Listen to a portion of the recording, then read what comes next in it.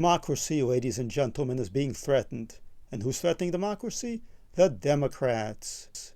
Much like the call about the serial killer in the House is always coming from inside the House, the threat to democracy has been coming from Democrats all along. Big surprise, I know. After years and years and years of Democrats lecturing us about the threat to democracy, which as always is coming from everybody who is not a Democrat, and the only solution, according to Democrats, to the threat from democracy is for Democrats to win all the elections, Democrats have a major problem.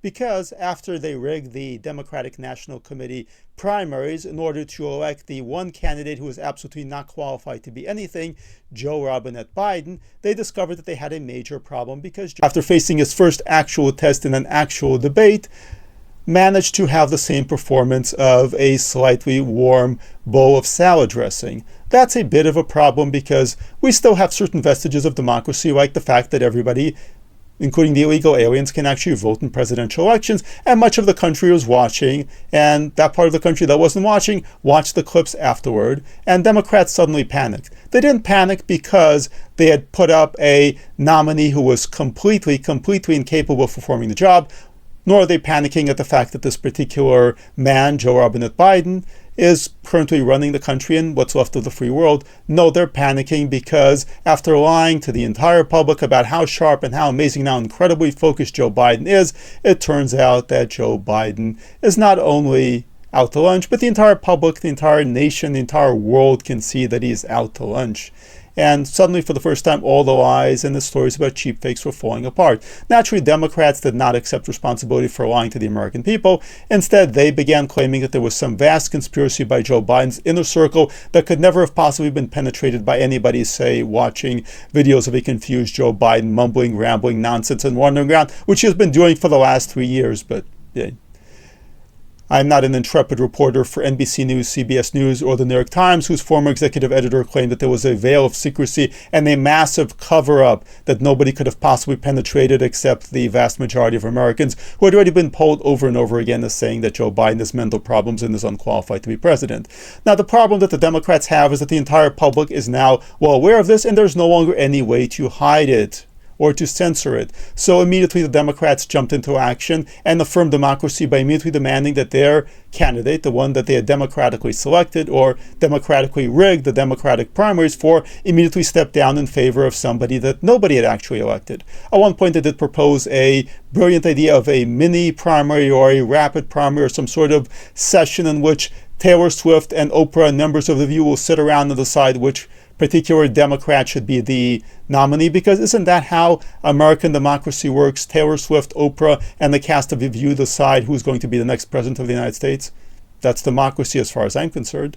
Anyway, it turns out there was one problem with this little brilliant scheme, which is that Joe Biden did not want to step down. Why should Joe Biden step down? What does he have to look forward to except a lot of ice cream in a nursing home? And Joe Biden is not particularly in favor of that. Neither is Joe Biden, who just has her own fanfare. And she's not going to get her own fanfare back in the community college. So the Bidens refused to step down. They refused to do it for the benefit of their country, which, as everybody knows, Democrats care so much about that they've invited millions of illegal aliens to invade, or even for their party, which Democrats, of course, care so much about. And now the media will have to retune everything. And so will the Democrats, and they'll have to go back to insisting that, yes, Joe Biden is doing just perfectly fine, and anything you heard from us in the past 2 weeks was misinformation, disinformation, and immediately tech companies should censor us because we were spreading absolutely false rumors and cheap fakes that Joe Biden wasn't anything but in tip-top condition. So, where was the threat to democracy coming from all along? Was it coming from Joe Biden? Was it coming from the DNC, which rigged the primaries for him? Was it coming from the Democrats who decided to lead a campaign to oust their own democratically elected candidate? Or was it coming from anybody who's not a Democrat? Well, if you've ever watched the media, you already know the answer to this one. Project 2025 or something or other.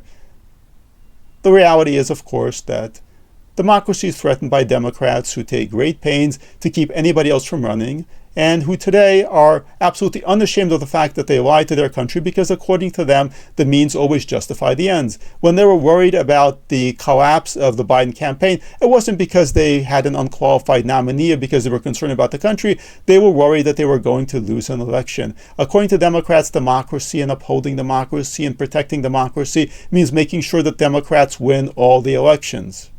If Democrats lose an election, that's clearly an attack on democracy. So were Democrats attacking democracy? Was Joe Biden attacking democracy? Well, the answer is they were all attacking democracy, and they have been since the very beginning. Never trust the people who always say that they're going to protect something, because 9 out of 10 times they want to exploit it and kill it. The more the Democrats talk about democracy, the less they practice it. Democracy is not something they believe in. It is not something they practice. Democracy is something that they use to justify the elimination of democracy. But now, like most people who pursue the means justifying the ends, suddenly they've discovered that sometimes when you kill democracy for everyone else, you kill it for yourselves too.